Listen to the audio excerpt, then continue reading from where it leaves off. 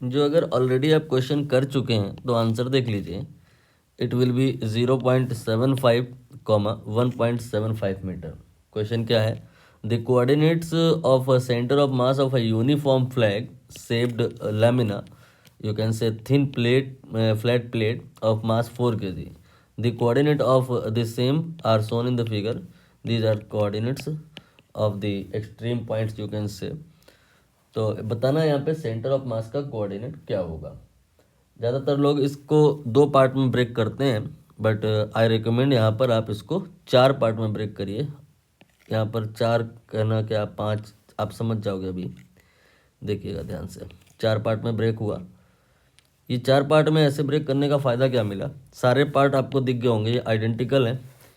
तो जब सारे पार्ट आइडेंटिकल हो तो m1 x2 m2 x2 m1, ये जो फार्मूला होता है इसकी शक्ल बड़ी आसान सी हो जाती है। क्या कि जैसे x निकालना है तो x1 plus x2 plus x3 जितना है आप उतना लिखो, divide by that, divide by 4। Similarly y भी निकल आएगा। पहले x ही निकाल लेते हैं। जैसे ये वाला आपको दिखाई दे रहा है, इसका जो सेंटर ऑफ मास होगा किधर होगा, ये आपको क्लियर हो गया होगा। इसका सेंटर ऑफ मास जो होगा यहाँ पे होगा। इसका एक्स कोऑर्डिनेट कितना होगा? Think about that. It will B 1/2 and same x coordinate will be of this square and same will be of that, but इसका एक्स कोऑर्डिनेट वो हल्का सा अलग आएगा। आप समझ गए होंगे आसानी से कि उसका 1 यूनिट बढ़ कर के आएगा, बाकी सबका 1/2 रहेगा। तो यहाँ पे आप बोलोगे 1/2 1/2 1/2। इसके बाद जो ये वाला है इसका 1/2 प्लस 1 हो जाएगा एंड डिवाइडेड बाई 4।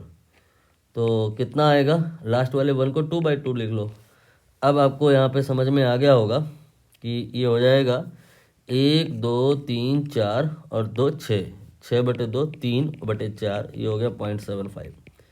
अब y कोऑर्डिनेट कैसे आएगा? यही फार्मूला लगेगा, वाई सी एम बराबर y1 plus y2 plus y3। इसका जो y कोऑर्डिनेट आएगा ये कितना होगा? 1/2। इसका कितना होगा?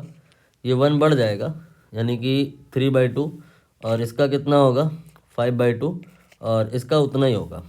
तो यहाँ पे आपका जो वाई सी एम आएगा दैट विल बी 1/2, 3/2, फिर 5/2 and again 5/2 and divide by 4। तो ये आ जाएगा 5 5 10 3 13 1 14/2 7 और 7/4। ये आपका हो जाएगा 1.75। बहुत आसानी से हो गया। रीज़न बीइंग कि आपने इस कहानी को जो ना 4 पार्ट में ब्रेक कर दिया है और थोड़ी फील भी गुड आ गई होगी। ऑप्शन बी करेक्ट होगा।